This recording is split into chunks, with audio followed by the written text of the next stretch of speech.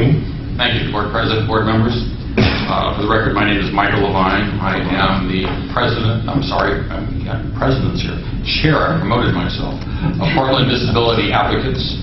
I'm a former vice chair of TriMet's Committee on Accessible Transportation, CAT, and I've been advocating for public transportation for people with disabilities for about 13 years in the Portland area.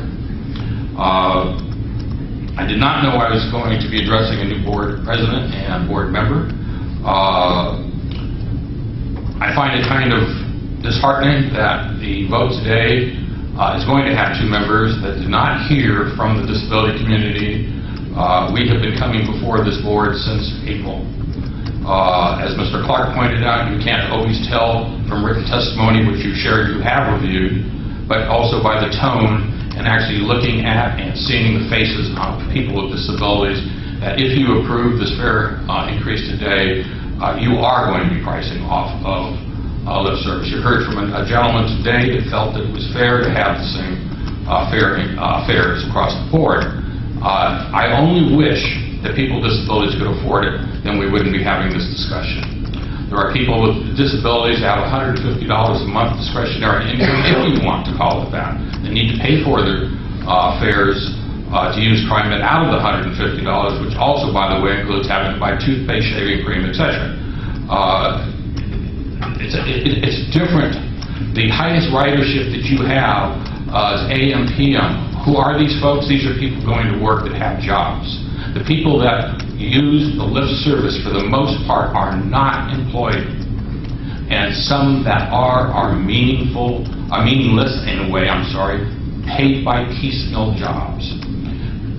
It's different. You cannot group us all. And the other thing, we are the largest minority anywhere, and yet we are discriminated against the most by TriMet. Is it because we're the largest? I don't get it. And I'm not sure if the buzzer is going to go off, but I need to finish this one other statement. When you price people with disabilities off of the paratransit service and you put them onto a discriminatory fixed route system that does not meet its obligations of the ADA, which, by the way, also puts your funds in jeopardy. If you will take the time to read the Federal Register, it's very clear that you must be in compliance with the ADA in order to receive federal funding, which TriMet is not, and I'm willing to prove it to any board member that wants to take the time. And I challenge you, Board President, to come out with me and let me show you not only the non-compliance, but show you the guidelines that tell you the non-compliance and what TriMet needs to be doing. This is a broken system when it comes to people with disabilities.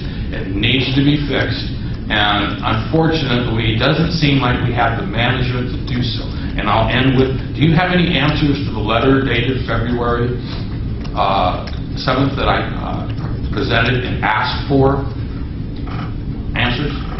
Well, I don't have those answers, Mr. Levine. Well, I don't have them either.